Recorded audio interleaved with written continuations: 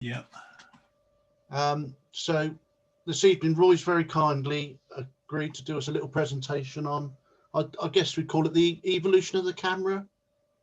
Roy? Well, I saw you write that. I'm not sure that it is really. It's more Okay. about single lens reflexes, but Oh, well, yeah. wait a There you minute, go then. I don't share screen. Oh, desktop, I suppose it is it? Yeah, it's the easiest one. Have you got me? Yeah, got a picture of a cat. Yeah, that's it.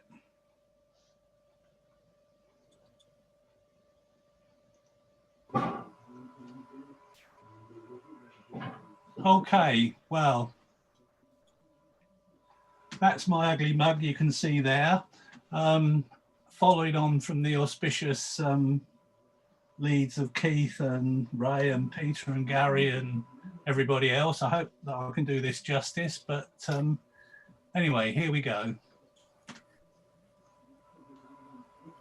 That's me. I'm basically an electronics engineer and cut my teeth back in the 60s designing electronics for Concorde, part of the flight control system. Anyway, by the 80s, I was chief engineer of this outfit called Aeronautical and General Instruments. Now, they were a very interesting company because they made cameras. And since I'd been interested in cameras since I was a little lad, that was quite a nice firm to work for. They had quite a big mechanical division. One of the products they made, which was nothing to do with cameras, was, do you remember the old push button A and push button B telephone boxes? Well, this company, yeah. Well, this company AGI made about half of those boxes throughout the UK.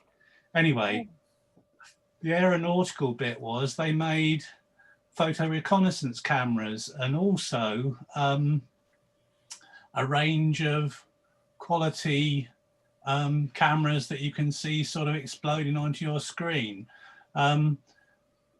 Agiflex here in 1950 was a reflex camera with a hood that you viewed in the top, folding camera, Agimatic, and they were really a good name of camera. You know, I mean, we tend to think nowadays of camera makers being the likes of Canon and Fuji and all the rest of them, but AGI was a British make and it was, you know, it was quite well known.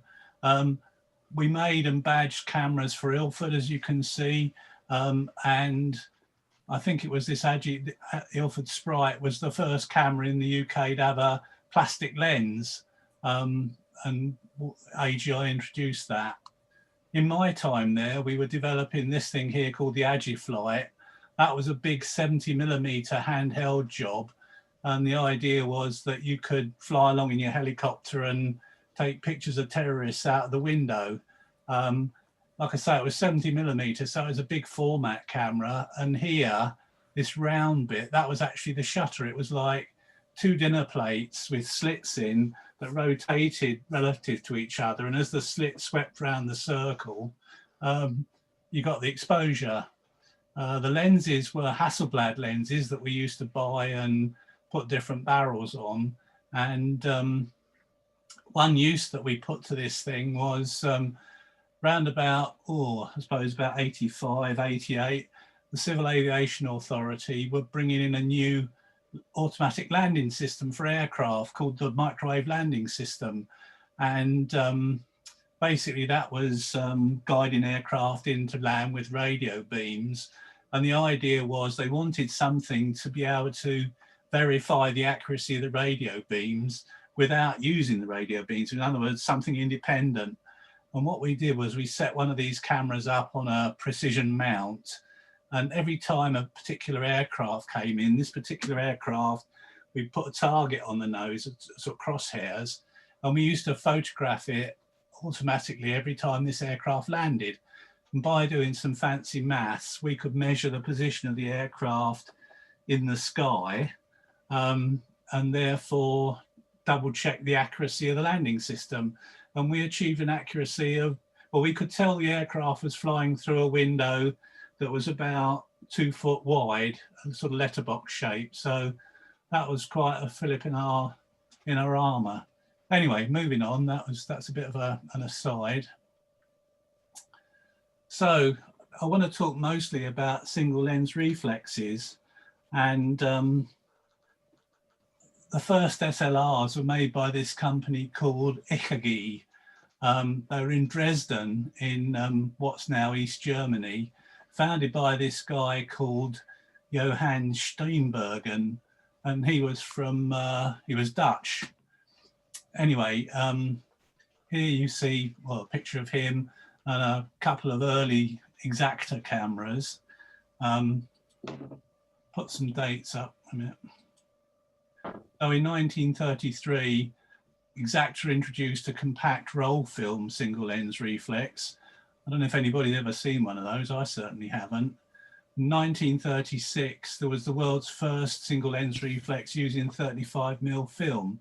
So this is 84 years ago. So it's worth knowing, isn't it, that an SLR, the basic design of it is 84 years old.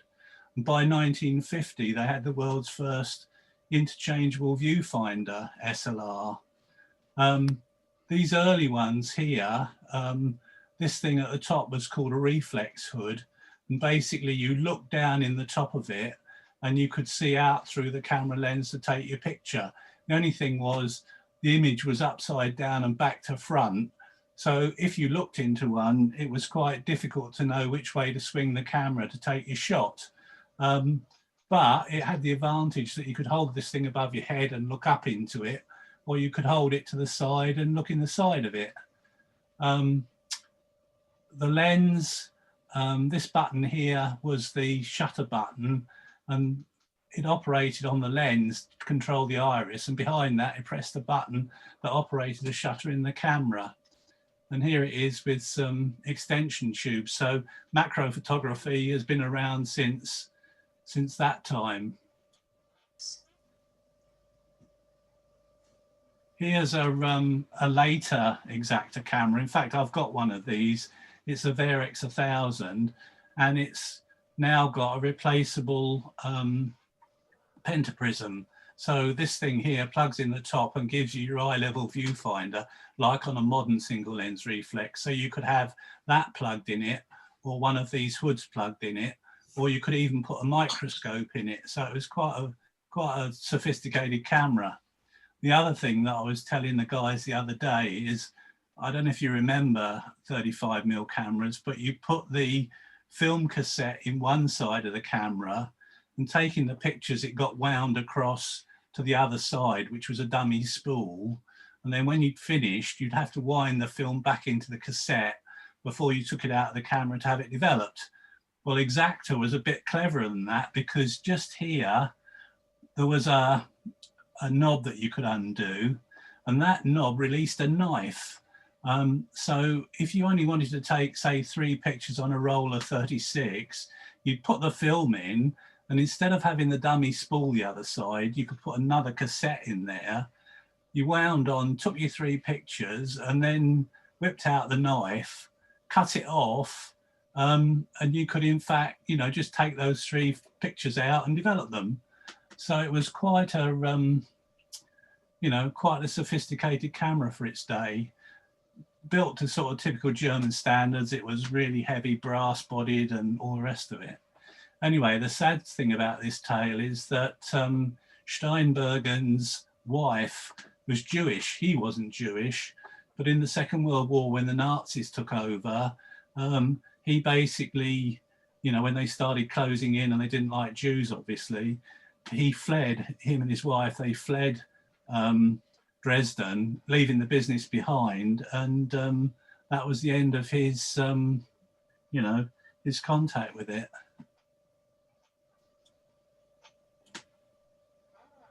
So now I want to talk about a modern single lens reflex. As you can see, reflex means light is folded. I don't know if anybody's realized that. But now we're on to sort of, you know, the common cameras of today, your Canons and Nikons. Long forgotten are the early English makes. So this is a sort of cutaway diagram of a 500D. My apologies for using Canon, but because I used to have Canons, when I did this about 15 years ago, I based it on Canon. But as you can see, you know, even the lens, there's lots going on in the lens. It's not just glass elements, there's motors and circuit boards and what have you in here. And then in the body of camera, the body of the camera is actually stuffed full with electronics as well. But what I intend to do now is go through the camera and sort of try and outline, you know, what's inside it. So here we have a cross-sectional view of a, you know, a typical camera, if you like. The lens on the front, here's the camera body. This is the viewfinder where you look through with your eye. So light comes through the aperture, through the lens, and basically comes and hits this pink thing, which is a mirror. And the mirror reflects the light vertically till you get to this thin blue thing here, which is the focusing screen. So the image is formed on that focusing screen and then enters the pentaprism, which basically makes the light come out here so you can view it. So when you look through the viewfinder, you're actually looking at the image on the ground glass screen. And so behind the mirror is the shutter, focal plane shutter, and the sensor.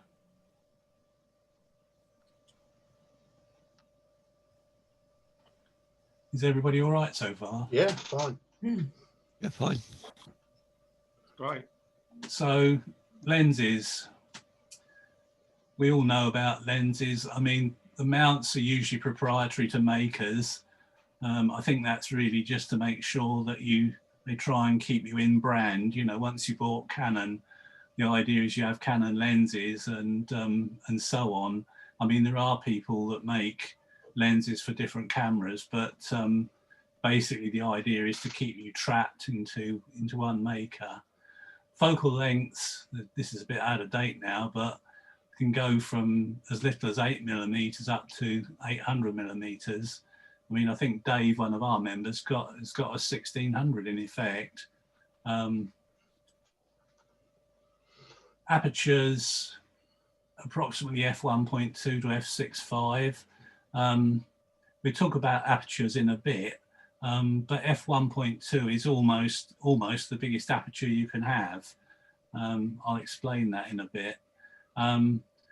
Lenses can be zoom or prime. Prime is really the name we give to a lens with fixed focal length. Zooms have obviously got variable focal lengths. Macro lenses, close focus as it says, and image stabilization. The Canon system went for stabilized lenses, but cameras nowadays can either have stabilized lenses or stabilization in the body. The argument is that if it's in the body, you only need to buy it once because you buy the camera body once. But if it's in the lens, then you have to buy it with every lens that you want it in. So the argument is that costs you more money. Whether that's true or not, I don't really know. So what's inside a lens? Again, you can see there are glass elements. There's a circuit board in this one here. There are motors, the two motors, one motor to control the focusing, another motor to control the aperture. And looking in section, you've got a heck of a lot of glass elements here. UD is ultra low dispersion elements. The idea is that special glass which helps cut down on chromatic aberration. Fluorite is another type of special glass. And a little section at the back here, the image stabilizer optics, which are moved by the motor to keep the thing stable, and the aperture's in the middle. So this lens has got 23 bits of glass grouped to provide the focal length that we need. And for those of you who can remember their school physics, this can be approximated to a simple lens. which is another famous lens equation I'm sure you can all remember, is 1 over u plus 1 over v equals 1 over the focal length. And all you're doing is moving parts of the lens inside so that this equation is always met. U is the distance of the object from the camera, v is the distance, the back distance from where it focuses, and the focal length is the focal length of the lens.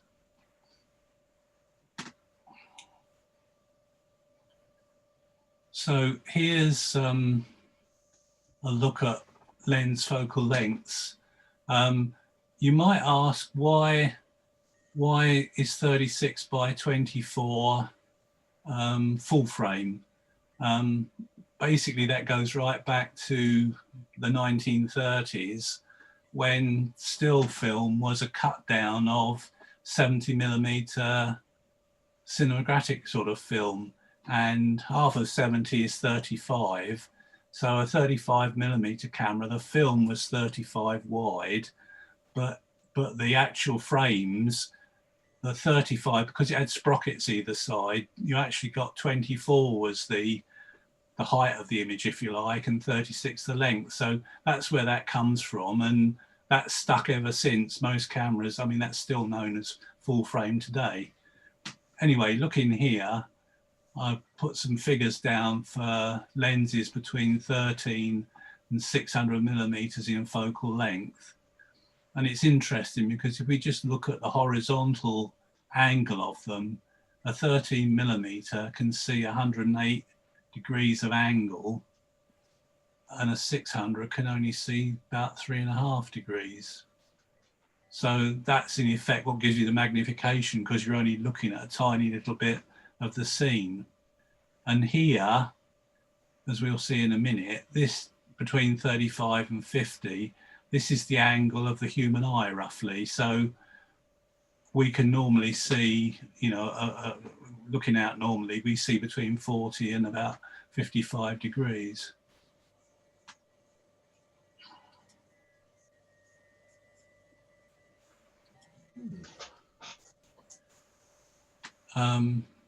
So magnification is proportional focal length. I'm sure you all know that. So a 400mm lens gives you an image twice the size of a 200mm lens, but you only see half the scene. Like I said earlier, the human eye is a field of view equivalent to between those sort of 35 and 50mm. So lenses of 35 or less are called wide angle because they're wider than you can see, and above 50 are called telephoto or long. So that gives you an idea of why, you know, why there's a transition between wide angle and long lenses. It's basically what the human eye can see.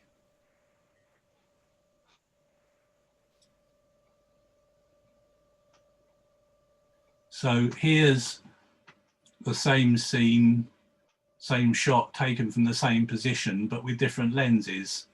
So as you can see, between 28 and 70, that's about a 3 times focal length increase. So the magnification goes up about 3 times. And again, from 70 to 210, it goes up 3 times again. So I think that's quite interesting because that shows you, standing in a spot, you know, if you change lenses, what you can do. And there's a lot of argument that says that, you know, you should move to the scene rather than change the lens, but then that depends on how you shoot. Okay, so focal length affects perspective. Here we've got, again, 3 shots of the same thing with 3 different lenses. At 18mm, you can see this guy looking quite tubby, and he's sort of, you know, he's bowing out towards me. The flask, or whatever it is, the drinking bottle behind, looks a fair way back. But as we get towards 34, we're starting to see perhaps more what we would with human eye. And at 55, it doesn't look like it's distorted at all, really.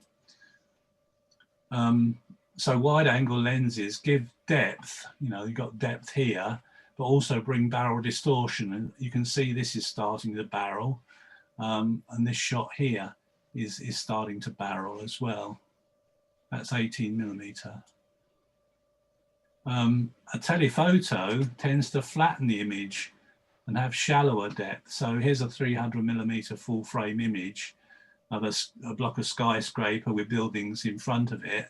And as you can see, that looks very flat. It doesn't look like there's hardly any depth to the image at all. Yet there is, there's quite a big depth, but it's just been foreshortened by the angle of the lens.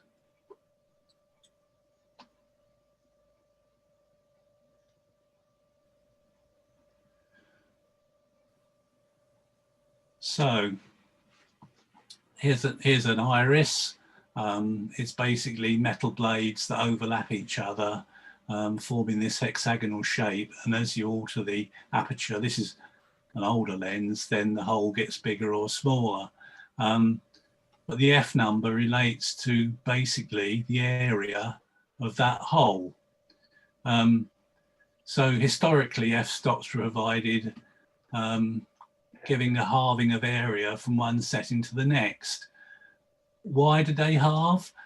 Basically because film used to be logarithmic in its response, and basically you had to halve or double the exposure to see any really decent change in the image. So that's why a stop became a halving or a doubling. So the major stops are these numbers here, 1, 1.4, 2, 2.84, and so on. And you see how the numbers increase by the square root of 2, which is 1.4. And basically, from 1 to 1.4, because the area of a circle is proportional to its diameter squared, then if they go up by root 2, 1.4 squared is it gives you twice the exposure of half the exposure that F1 would, and so on. So that's why they go up in those funny numbers. They're basically the square root of 2, and F1 is in theory the biggest aperture that a lens can have. If you think about it, if you draw a lens as two parts of two arcs of circle, then as the arcs get bigger and bigger without the focal length changing, basically the light, as it comes further up the lens, you get to a point where the light can't enter the lens. The light just bounces off the lens, and that in theory is the maximum aperture the lens can have, and that's what's called F1. There are some lenses made that are f.9 or f.85 or something, but they only achieve that because with modern technology they can coat the glass with special reflectance, which means that the Brewster's angle, which is the angle at which the light's reflected, gets altered. Right, can I just ask? I just noticed, isn't it Fuji just bought out one of the first F1s? Yeah. Only recently, isn't it? It's quite a big thing. I guess everyone else will. Well, see, if you go back a little while, there was what was it? There was I can't remember the make, but there have been f.95s and ones like that. There's one's been down as low as about 0.9. Not recently, but they used to. You know, like I say, with new optics and with coatings, they can get Brewster's angle so that it lets more light in. Because they want to do that, because the bigger the aperture, the better the bokeh, because it kills the depth of field. Anyway, smaller F numbers have bigger areas and hence emit more light. I think we've probably flogged that to death, but here's a picture of some apertures with the area going down by a half each time. And on an old-fashioned lens, well, even on a modern lens, you'll see numbers like this, which correspond to these, okay? Mhm.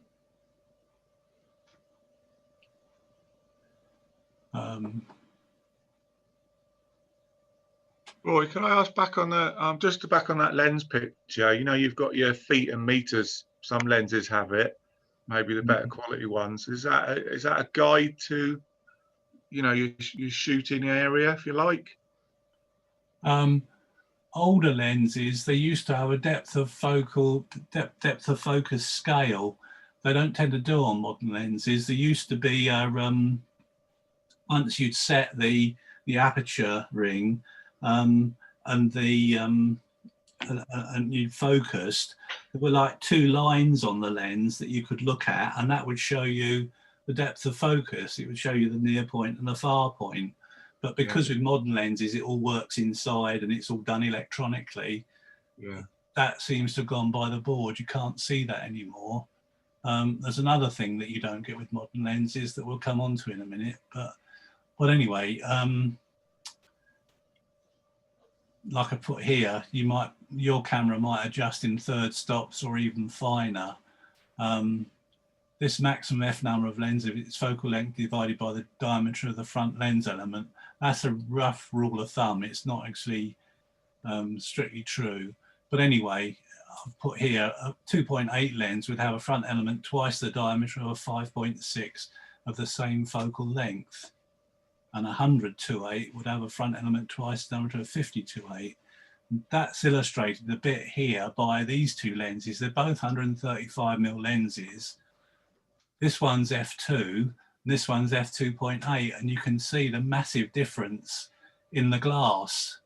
And that, you know, that's where the cost comes, because, you know, everything's bigger, the glass is bigger and heavier, the body has to be stronger, and to make the glass that sort of size and make it, you know, work properly, it costs a lot of money. But for what, you know, all you've gained is one stop here. Not a lot, really. Lenses with maximum bigger apertures are called faster because they let more light in, so therefore you know you can have a faster exposure. And well, to put there, the size you know, makes them more costly. This is obviously a white lens. It's probably a Canon L series lens. Now we come on to a bit of fun. This is the mirror inside the camera. Basically, light's coming in from the lens along this red path here, and normally the mirror is down at 45 degrees, and the works of the camera are such that the sensor is here and the focusing screen is here, and the distance from here to the focusing screen and there to the sensor are exactly the same. So the point being that if you focus the image on the focusing screen, it will also be in focus on the sensor, although the sensor doesn't see it until you press the shutter. And what happens when you press the shutter is that the mirror goes up, light comes through, the shutter opens, and the sensor, you know, records the picture, and then the mirror flops back down again so you can still see what you're seeing. So if you looked through a viewfinder and you did it in time-lapse photography, the viewfinder will go dark while the mirror flipped up and came back down again. On early SLRs, like those early Exactas, what happened was the mirror used to go up clunk and it used to stay up. So once you'd taken the picture, the viewfinder went black, which wasn't a lot of good. And it wasn't until around about the 50s that they introduced mirrors that returned down. Now, one thing about this system is that in when you press the shutter, the big clunk you usually hear, especially if you've got a full frame camera, is this thing going up clunk and back down again. And if you think about it, that distance from roughly there to there, you don't need in a mirrorless camera because you haven't got a mirror. So that's partly why mirrorless cameras are smaller, because you haven't got a mirror to get up out of the way and back down again. So that makes it smaller. The lenses are more compact because a standard camera lens, the back focus of the lens has to focus right back here. Whereas with a mirrorless, where the sensor is more like here, it doesn't have to back focus so far. So that makes the lens smaller. Anyway, we've talked about, I've explained how the mirror works, so probably it's not, you know, I don't know if you want to read that. Oh, the mirror is front silvered, so it's not like an ordinary mirror. It's shiny on the front. If it was rear silvered, that would cause problems because the light will come through and get diffracted through the glass, and it wouldn't have a different path each way. So it's a front silvered mirror.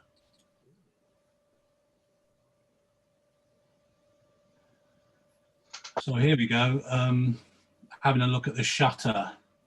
So the shutter obviously opens and closes to let light through to the sensor.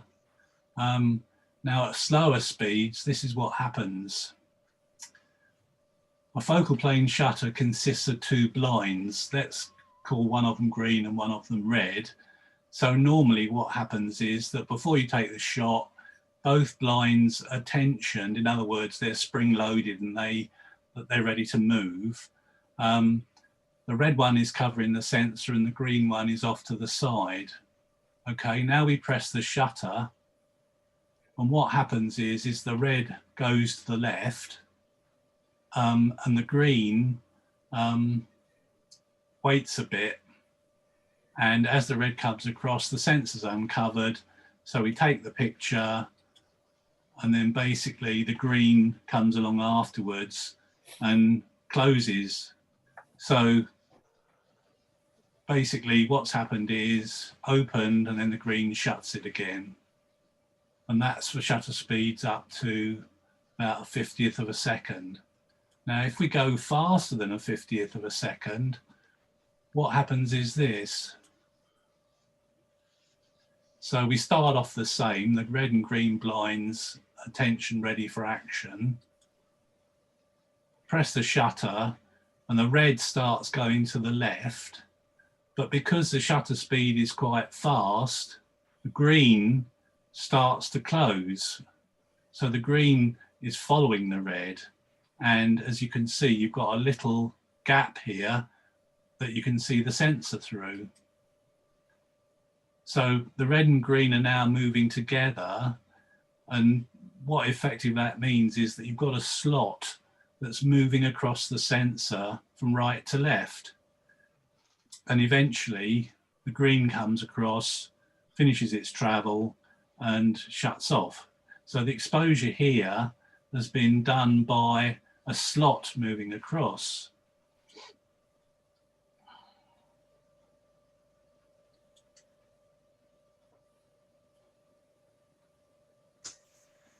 So this first statement is true. If you want to use a flash, the reason you can only use a flash up to a 50th or a 60th of a second is that case one where you need the sensor fully uncovered, so the flashlight covers all the sensor. So you take a flash for the whole photograph, if you like.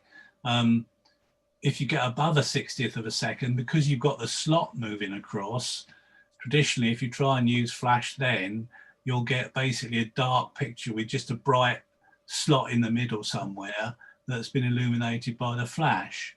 Now, this isn't strictly true for new modern flashes, because modern flashes are manufactured so that as the shutter goes across, as the slit moves across, the flash actually fires a whole sequence of flashes in fast order.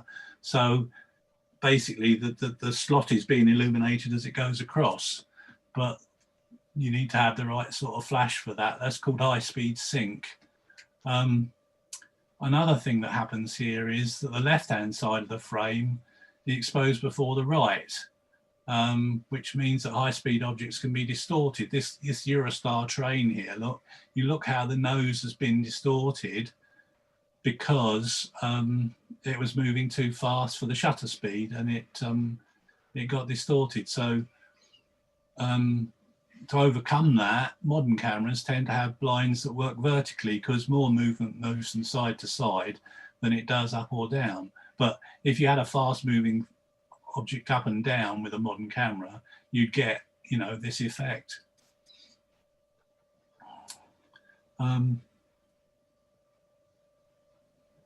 So similar to the apertures, historically shutter speeds went in, they halved or doubled, whatever you like to think of, in value. So 30th, 60th, 125th, 250th, and so on. Again, modern cameras can give you much finer control, but traditionally those were the shutter speeds.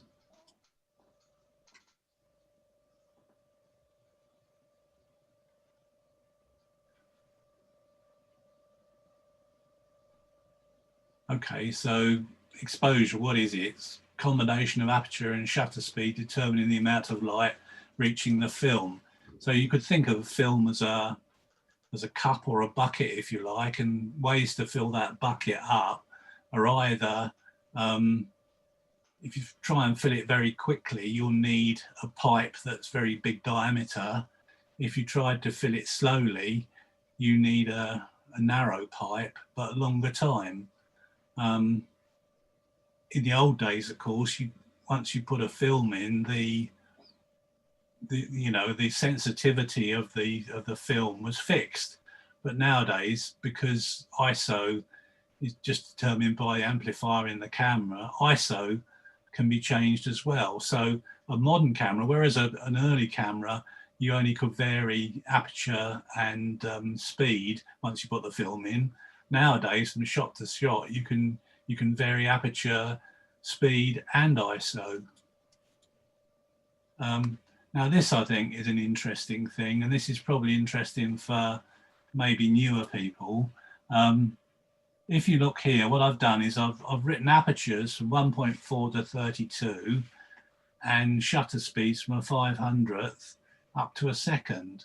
And as you can see here, each of these vertical combinations gives you exactly the same exposure, because what I've done here is I've doubled the time but halved the aperture, and so on as you go from left to right.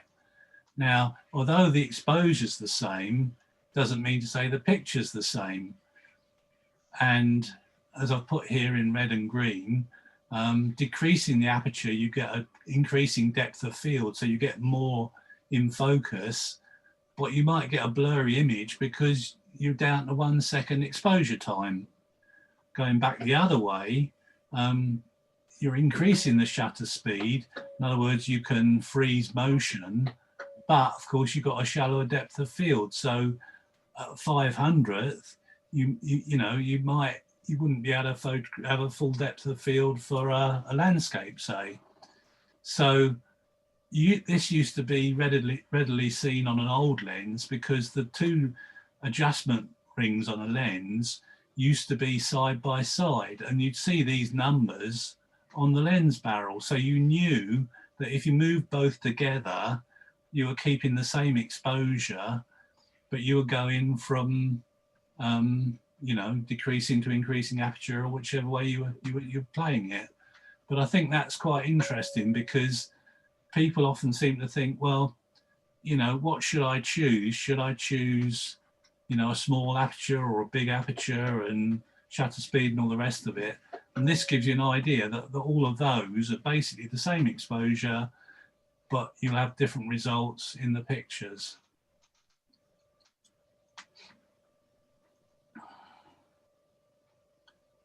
So this is just teaching my granny to suck eggs a bit.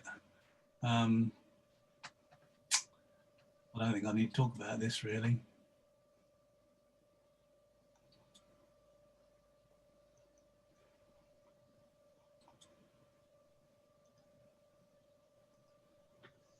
I mean, the green square is what, you know, beginners tend to fall back on, because they stick it in full auto and let the camera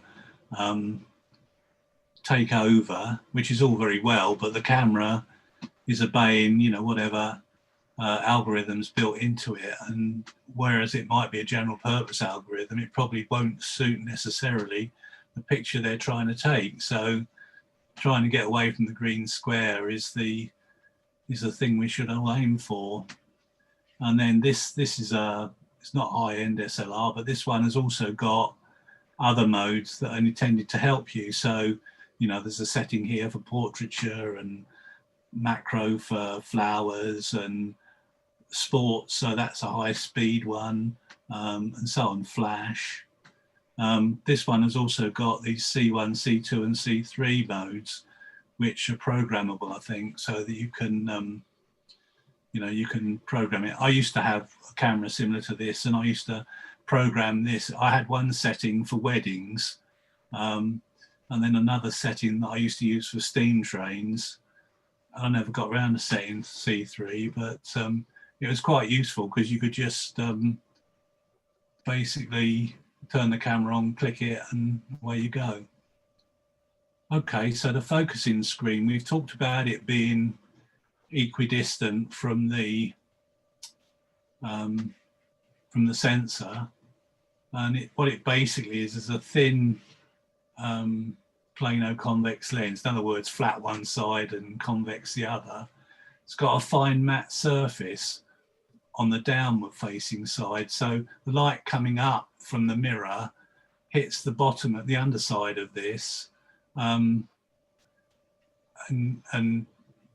basically acts like a projector and projects the image onto here, which is what you look at. And the image from the focusing screen comes into the pentaprism as a parallel rays. So some cameras have engraved screens. They sometimes have grids on so that you can use them for aligning. I mean, this is in the days before electronic levels, which is what Ray was talking about earlier, but you had grids so that you could basically work out what was level, and there were various split screen focusing things. Essentially what happened was that these are engraved, and because you're engraved, the light rays hitting them forms a shimmering pattern or a moving split screen pattern as an aid to focusing. Everybody still awake? Yeah. Yeah, absolutely. Yeah, it's great.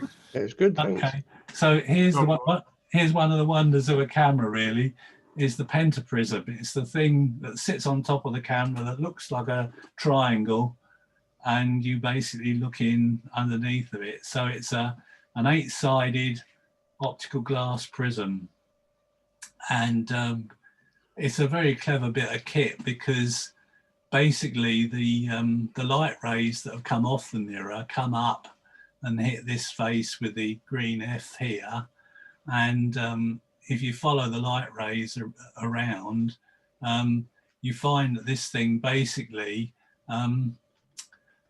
corrects it left to right and up and down.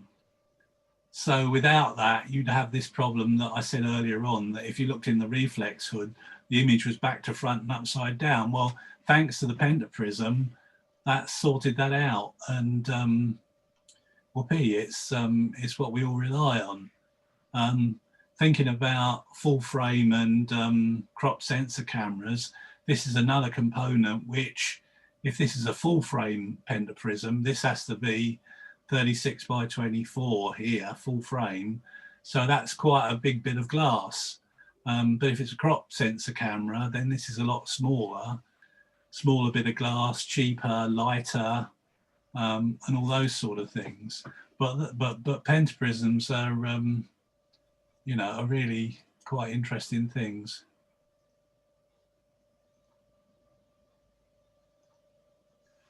So the viewfinder basically is producing an image of the focusing screen. So you're looking at the focusing screen when you take the picture, and it's usually adjustable to allow for your eye prescription. And as I've put, for sharp focusing, it's essential to get this adjustment correct. What you're doing though is you're not tampering with the focus of the camera so much as you are making sure that you can focus on that screen properly.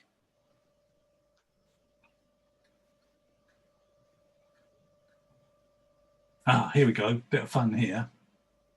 So what do our eyes see? Basically, we've got two curves, or our eyes vary depending on whether it's daylight or nighttime. At nighttime, there's this scotopic vision, which we can see, you know, quite well in the blue-green here, but we can't see very well in yellow nor in reds.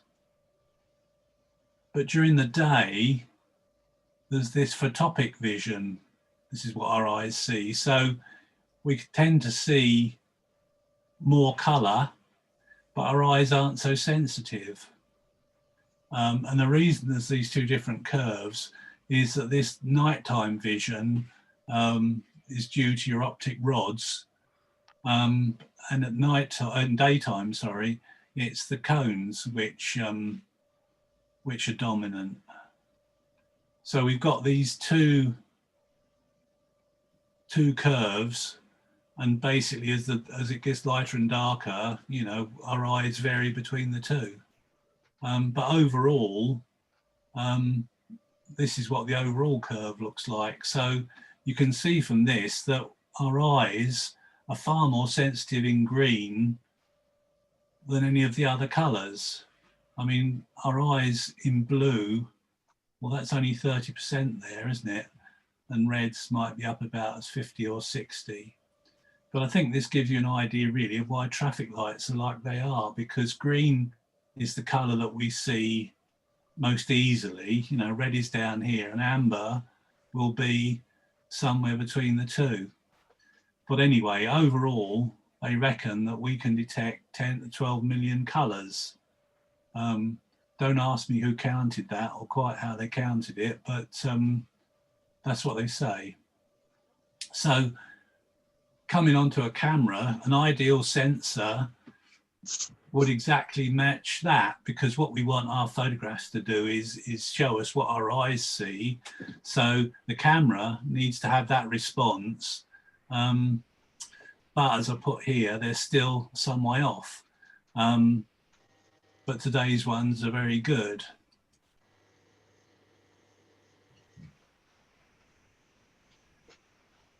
So looking at sensors, full frame ones, I mean, those rich amongst us like Gary have got full frame SLR. So his sensor size is the 36 by 24, the traditional full frame size. And I've put hobby types. I don't know if I really mean hobby, but tend to have crop sensor cameras, probably be better to say, have smaller sensors, 1.3 to 1.6. So the sensor is covering less area, and in effect, it makes it look as if it's magnifying because you're only seeing a smaller part of what a full frame would see. Sensor is a linear 1.5 by 1 matrix of light sensitive photocells. And each photocell is called a pixel, as we know, and they're laid out in arrays of rows and columns. It's worth noticing that the cells can only detect light. They don't basically know anything about colour as they are. But a camera with an array of 4,000 odd by 2,800 pixels would be a 12.1 megapixel camera. And if the sensor had a 1.6 crop factor, then each pixel would measure approximately, that's a 200th of a millimetre by a 200th of a millimetre. So very, very tiny. And the size of a pixel limits the smallest detail that can be registered by the sensor. Therefore, more pixels bring finer definition. That's not strictly true anymore, because the smaller you get, you're getting into the physics of things, and light rays don't obey linear when they get tiny, and argument has it that if you've got a really big megapixel camera, that its definition probably isn't any better than something like 20 megapixels. So you have to take that with a bit of a pinch of salt, I think.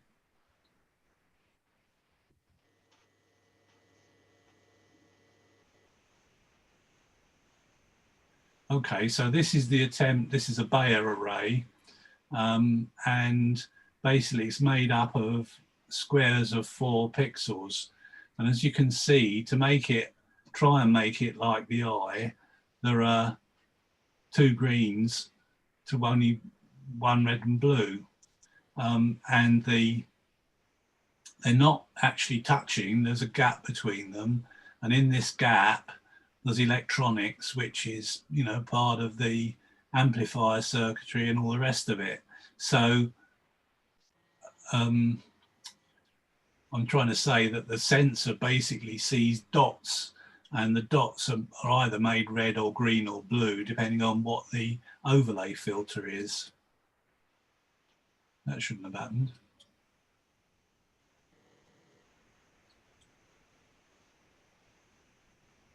Looks like we've gone back to just have a quick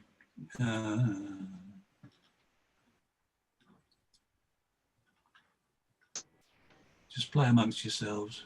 Yeah.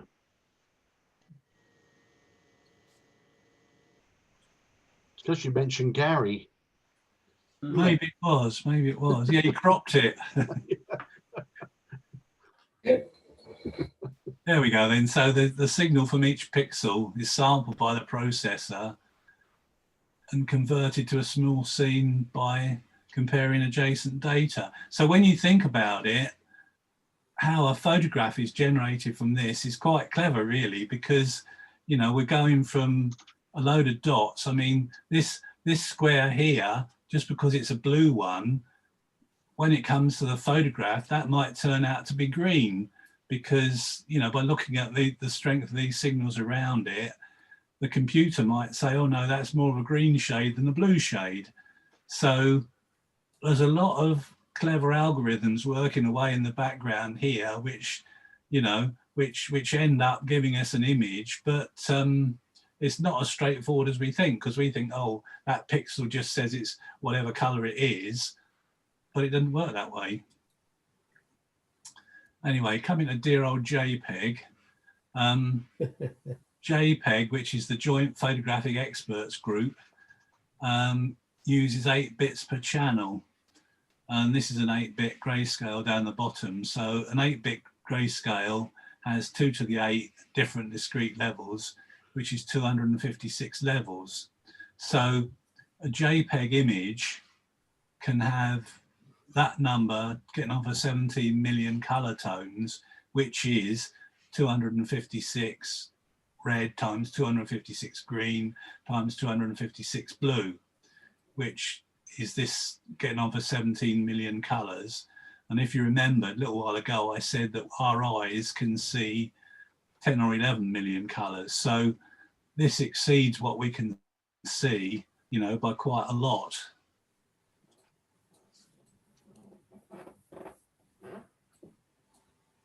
But coming on to RAW, most DSLR processors capture 12 or 14 bits of raw data. And if you think of it, the JPEG is 8 bits. So there's a heck of a lot more steps here than there are in an 8-bit. And see here, I'll put some numbers down. A 12-bit RAW file has about 151 million possible values. Bearing in mind we can only see 11. And a 14-bit RAW has about 2,400 million states. JPEG's only got this 65,536. So indisputably, RAWs have a lot more data than JPEGs. And RAWs are obviously used, we should all use them because they've got more detail and we can basically get more out of them and produce better photographs. And I think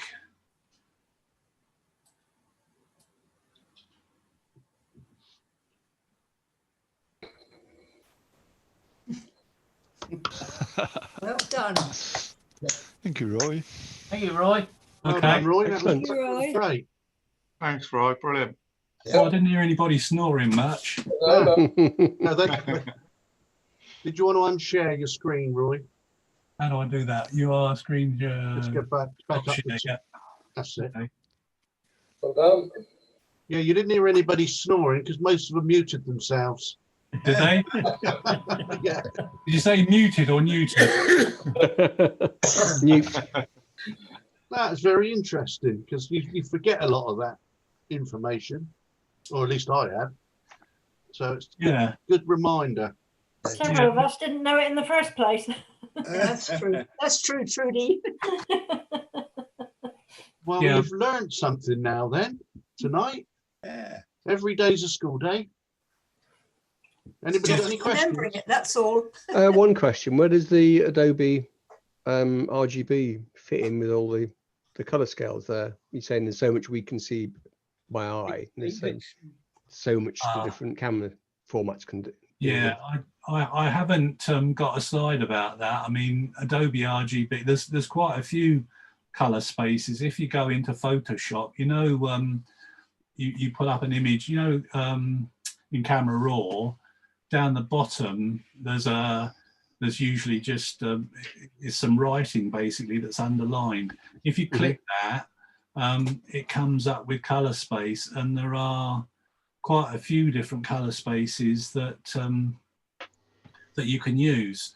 Adobe RGB is one, sRGB is another, and there's Pro Photo, and I forget what the others are, but basically they're all different color spaces, Dave, and it's a question really of, I mean, we get into difficulty here because Yeah, the range that they cover is different, isn't it? yeah, If I remember rightly. I mean, the thing is, it depends if you're looking at photography like hi-fi or what. I mean, back in the 60s, I'm sure I wasn't the only one who had a hi-fi, and I believed that I could hear 20 kilohertz. So I went for the best amplifiers, the best this, the best everything, and convinced myself that I could hear it, but I don't suppose I could.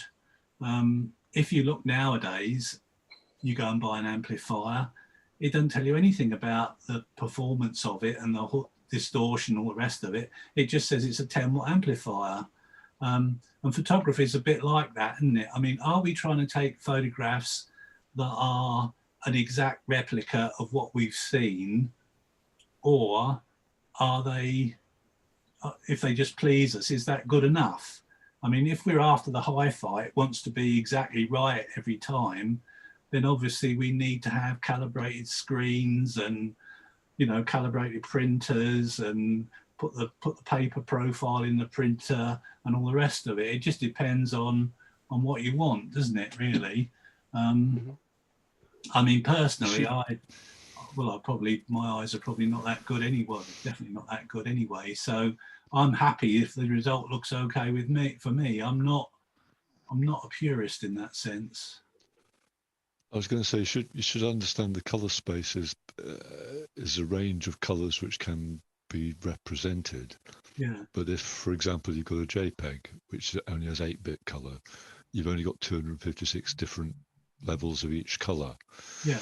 So if you try and represent a bigger range of colors with the same 256 steps, you actually get bigger difference between each step. Yeah. So if you have a JPEG with Pro Photo, which is an even bigger color space, you're much more likely to see banding, because it's reserving some of those 256 numbers for colors that you can't actually see. Yeah. So it isn't always best to use the biggest color spaces. Some people think, oh, Pro Photo is bigger than Adobe RGB, so I should be using it. And it's actually works against you in some cases. I mean, sRGB. Especially, Sorry. Yeah, go on. Well, Go on. sRGB is the sort of the standard, if you like. It's most printers, most screens, you know, are tuned for sRGB. Personally, I think that's okay, but I mean, another way of looking at it is that, say you've got if you've got a JPEG file, it's like having a ruler with 256 divisions on the ruler. Yeah. And you say, do you want a ruler that can measure 12 feet, which is sRGB, or do you want a ruler that can measure 50 feet, which is ProPhoto? Yeah. So if you had a 50-foot ruler with 256 divisions, each division's a lot further apart. Yeah. That's Okay. that's sort of a way of envisaging it.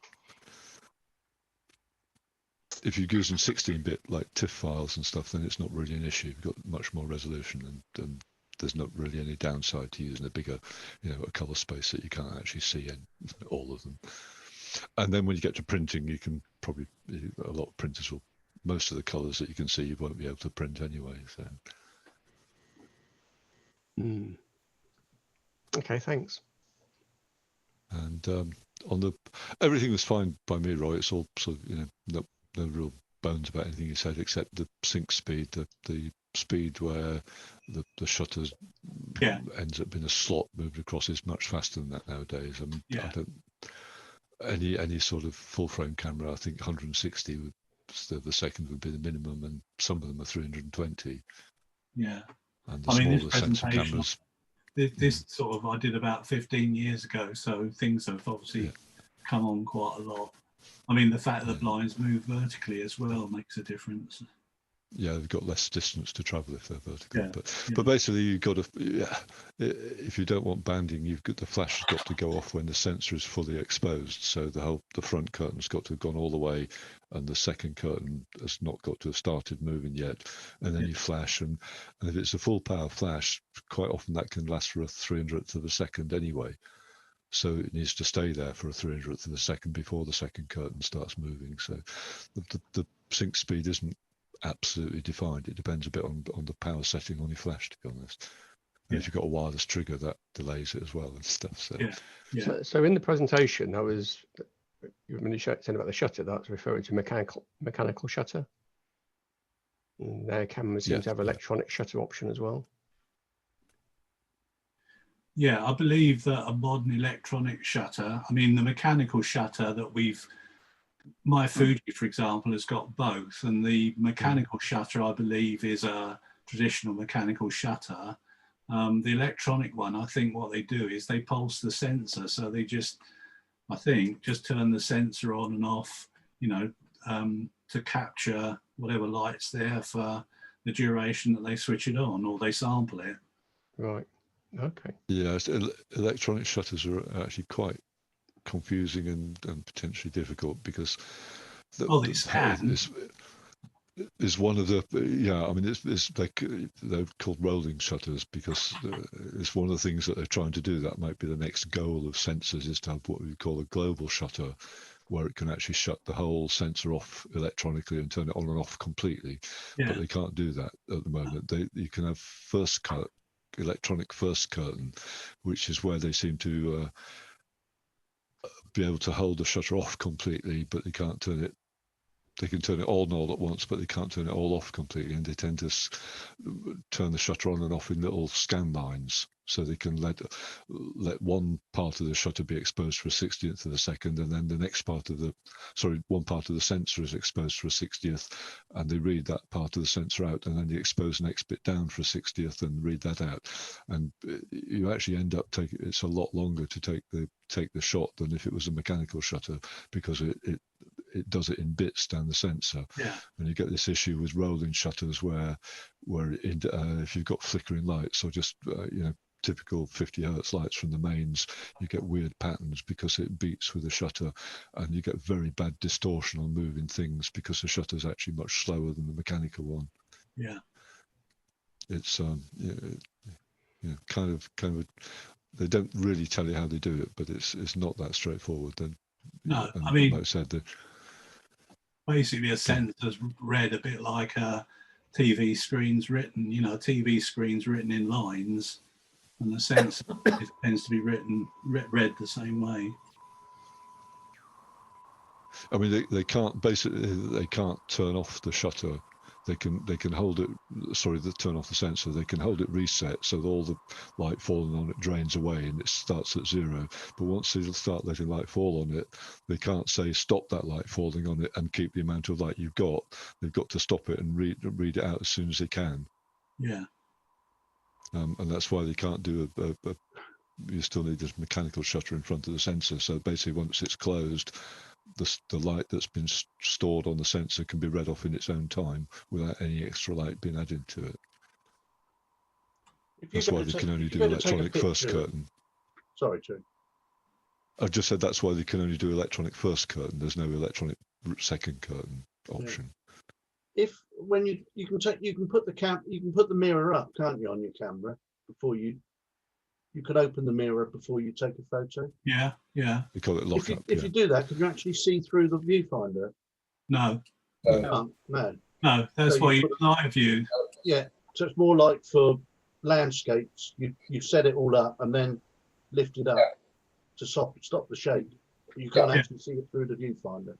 Yeah. Well, if you can work with the mirror up, it's a bit more like a mirrorless camera. Yeah, quite. And actually the focusing, if they do can do focusing from what they read from the sensor.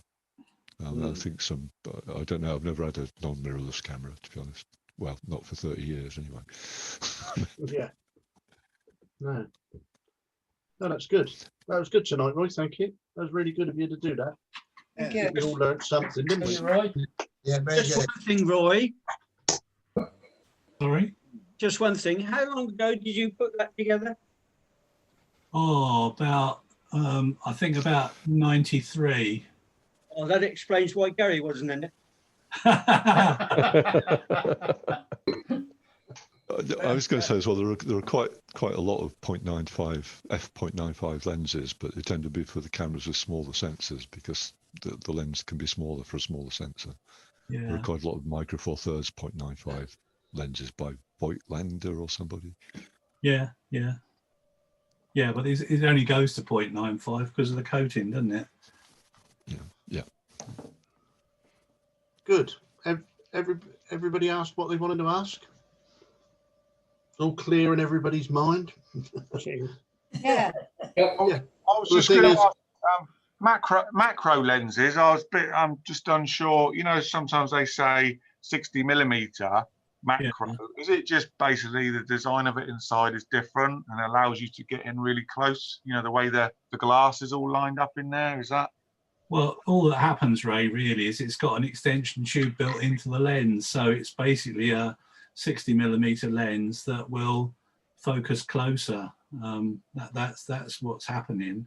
Okay. I mean, if you were going to buy a macro lens, you need to be aware of what you're going to be taking, because people are sort of often attracted to, say, a 50mm macro lens. And a 50mm macro, the focusing point is very close in. So if, for example, you're trying to take a picture, I don't know, of a butterfly or a bee or something like that, you can find yourself so close to the object before you get to the focus point that it's ridiculous, that you scare the bee or the butterfly away because you're virtually putting the camera lens on top of it.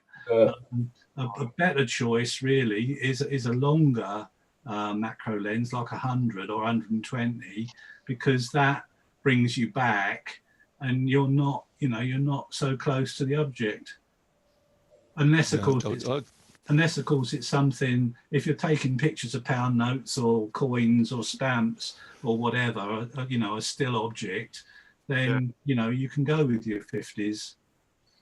Okay, thank you.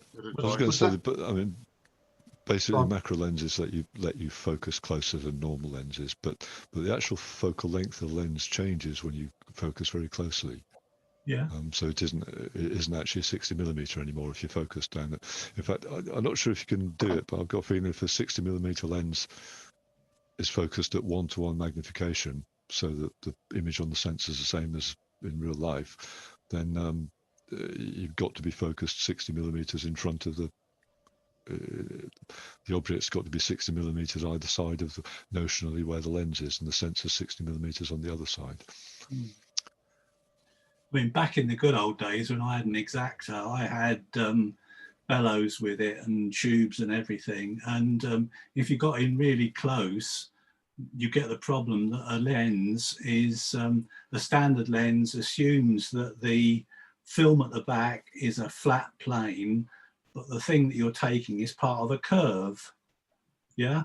Now, when you get in very close, those two things tend to swap around. The thing you're taking a picture of tends to be more of a flat plane, and the film or the sensor is more like a curve. So what I used to have to do in the old days was actually turn the lens round, so you photographed from the back of the lens through the front of the lens rather than the other way around. Yes, I've done that. You can get Yeah. a ring, can't you? That's a Yeah, lens. reversing You put the ring. lens on. Yeah. Yeah, reversing ring. Yeah. And you can still There's one other. can't you?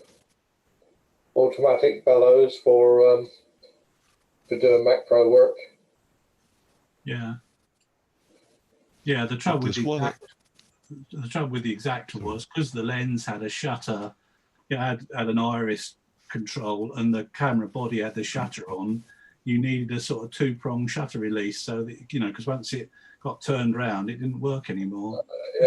Yeah. I was going to say there's one little point when you were talking about the Bayer pattern on the sensors. There have been 2 green pixels and 1 red and 1 blue.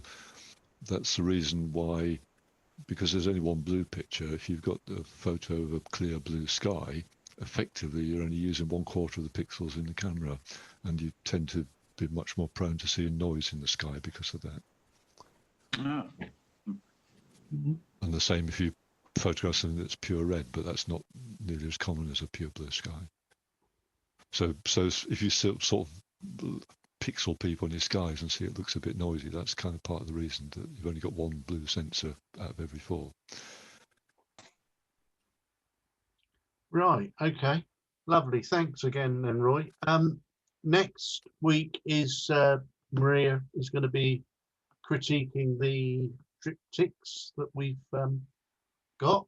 So that's for next Tuesday. The following Tuesday, we got a gap at the moment. I've put in there a follow on from what Keith suggested, and which he did a couple of weeks ago, which is my favourite whatever picture, camera, whatever. I don't know if there's anybody has got anything that they would like to contribute towards that and give us a little chat on a picture or something, or some tool that they use in Photoshop. It's I don't know if we've got any volunteers. Anybody wants to do that?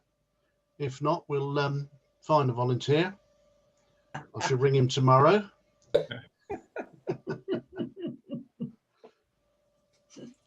Okay, so that's it really. I don't think anybody else got anything they want to talk about, ask about. You okay, John? I'm fine, yeah. Yeah.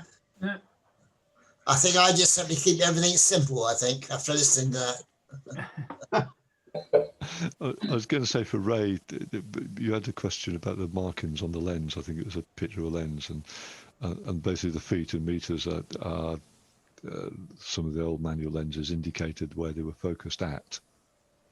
So basically, as you turned the focus ring on the lens, you'd actually have a line showing the distance that you were focused at, and then you would also have multiple lines depending on what the for each aperture, which gave you an indication of the depth of field. The sort of I don't know if I can describe that. You need to look at a picture of a lens, and it sort of becomes obvious then. But you know, if you're focused at 10 feet and f 5.6, the 2 lines would be sort of at 8 feet and 12 feet or something like that, showing you had 4 feet of depth of field at 10 feet at f 5.6. I'm hoping to maybe in the future. I'm using photo pills and trying to understand how that works a bit more. But of course, that's got a built-in, you know, a kind of virtual reality one, hasn't it? Where you can just hold it in front of you and it'll give you a focus point and work it out from that and how far. But maybe in a future session, if I can figure out how to use photo pills, I don't know if anyone else uses it.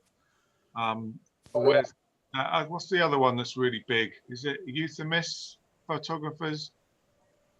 I don't know, I've Ephemeris. seen the- Photographer's ephemeris. Memories. Yeah. That's it. So I guess it's quite similar. But maybe if someone's good with that kind of thing, a session, that would be great to Yeah, listen. that photo pill seems to be getting quite popular, doesn't it? Yeah, What's it, an app you got on your phone? Yeah, so what Yeah, I've it's got, an Android app. I'm probably, is it iPhone as well? yeah, I've got, It's on I've got iPhone, an app yeah. on mine for £10. I've got an app on mine for depth of field, hyperfocal distance. It gives you the Yeah, that's different a- ones that's- for different crops. There's a freebie one. Did you look at that one I linked the other week, Ray? I linked a website, depth of field calculator thing. Yeah, I really liked it actually. Yeah, it's really user for the one with the city in the background works out all your Yeah, and put your the camera girl, in. and you can say headshots or head and shoulders Yeah. or full body, and That was it even great. sort of tries to show the blur in the background, to simulate the blur in the background. It's very comprehensive. Don't forget, you can see your depth of field with on the camera with the preview. Yeah, but when you press that button, obviously the picture goes Ah. to the darkness, and it's very difficult, I think, just to actually see it, Yeah. especially if it's a bright day. I watched a landscape video where he was talking about the different methods of focusing, and and in the end he was just going into the infinity really, and it worked. And it's I guess it's trial and error a little bit. Yeah, I just linked that simulator again in chat, but yeah, if you could. Thanks. So, yeah, sorry. Oh, right, there it I is mean, now. I don't know if a everybody. lot of landscape. If you've got a wide angle lens, and it's not difficult for a wide angle lens at f8 to have. Has anybody ever covered hyperfocal distance? Anybody not know what hyperfocal distance is? Don't quite get it, Terry. That one. Hyperfocal distance is just the distance that you focus at, which keeps infinity in focus and as much as possible in front of the point you're focused at. So for a given aperture and a given lens, the hyperfocal distance is where infinity is only just in focus. It gives you like the maximum depth of field possible. And for wide angle lenses, a lot of them, the hyperfocal distance can at f8 or something might only be 1.3 meters. So basically it says if you focus at 1.3 meters, everything a bit in front of that and everything to infinity will still be in focus. So, if you've got wide angle, focusing isn't much of an issue sometimes. I'm going to say good night to everybody. Okay. Cheerio. Okay, John. Cheers, John. Hopefully see you next week, John. I will be here next week, hopefully. Yeah. Lovely. Okay, we're just I about to think- wrap it up anyway. I think that covered everything. Everybody Pete, covered everything they wanted. Pete, Yes, just Colin. one thing. Did you get the email from Ferg reference the new bit of equipment that allows you to put in your skies? Yes. Yes. The SPF won't accept it unless it's your own sky that you're putting Yeah. in. Yeah. I did mention that here a couple of weeks ago, Colin. Did you? Oh, sorry. Yeah, that's okay. That's okay. But Oh, yeah, it must have been last week because I wasn't with you. oh, was it like maybe it was last week? Time goes by so quick, but or slow, slow in lockdown, I think. Yeah, just that if you've got the latest version of Photoshop, they've got the sky replacement facility now, where you can click on it, it will actually find the sky and offer a replacement. But of course, for competition purposes, you can use it, but you mustn't use the sky. If you're going to use a sky, you must use one of your own that you've taken. Otherwise, it's not your own photo. But they offer with Photoshop, it comes with about 15 different skies, some sunsets, some sunrises, I think. But obviously, if you're going to use that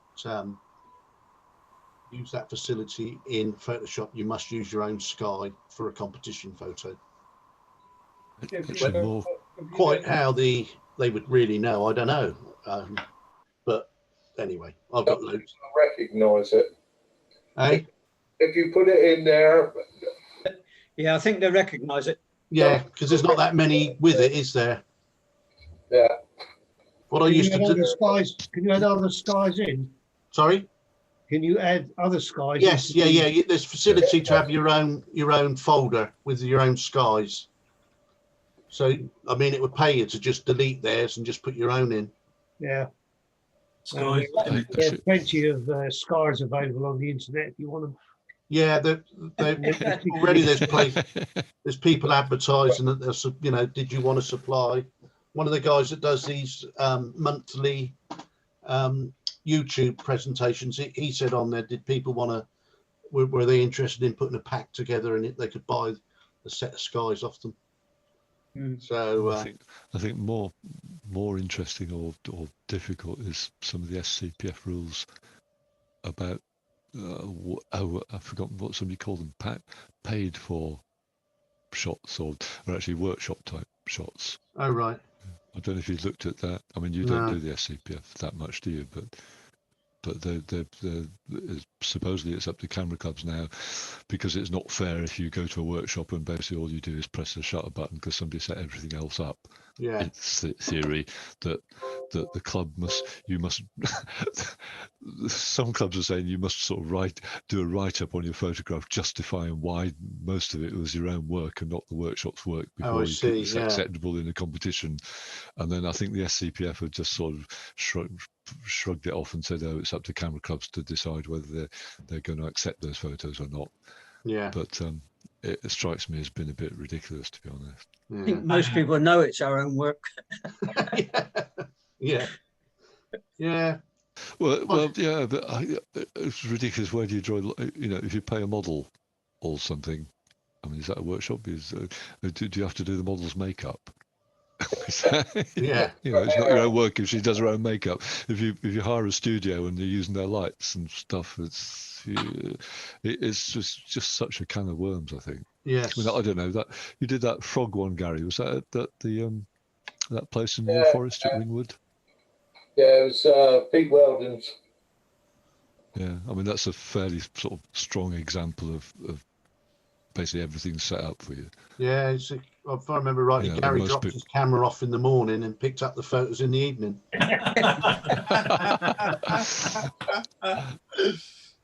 That's why it was so good. And Mount worked on them the next day. Yeah. Mount put them through Photoshop, and it's all good. I mean, you do see a lot of photos of that frog and harvest mice on things, and frogs in flowers, and they do birds as well, don't they? And that was the problem. Some people last year on what's it, Country? What's the one on Sunday nights? On Country File. Country File, isn't it? The one that won the photo of the year in their calendar was set up in a studio. The mouse one, isn't it? Yeah. Eating in the apple, wasn't it? Was it? Yeah. Yeah, and it's all set up. So there was quite a bit of an outcry over that. There was a worse international one with it. There was a worse international one. A guy did an anteater in front of a big anthill or something. It was stuffed. Yeah. It was a stuffed anteater in front of taken at night in front of a big anthill. That won international competitions or something. Okay then, folks. All good. Yeah. Thanks. Okay. Can you hang on? Okay, Gary. Thank you, Ray. Fine. Okay. Thanks. Yep. Right. Thanks, Roy. See you all next week. See you later. Yep. Pete, when do we see the triptychs that people have done? Is that next? Did you say that's going to be on next week? It's on next week. She's going to critique them next Tuesday night. I'll probably get them put up onto Flickr later this week, because it doesn't matter whether you look at them before she critiques them. Okay, lovely. Huh? Lovely. Yeah. Okay, thanks very much. Yeah. Okay. Okay, I'll let everybody know when I put them up. Yes. Okay. Peter? Good night, all. Yes, Colin. Peter? Yeah. Peter? Yeah. Peter? Yes, Colin. If I get a chance, I'll drop it over to you. Oh, yeah. Okay. Yeah. I'll leave it at your door or something like that. Yeah. Okay. Okay. Did you not think you were holding on to it then? I haven't got any in it. Okay. Okay. Tony, Okay. bye. Yeah, good night, mate. Good night. Yeah, good night. Good night. See you soon, Keith.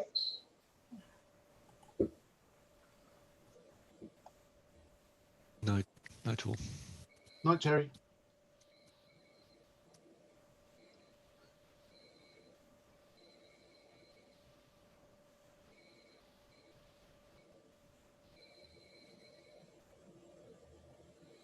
All right, Dennis. Let's go.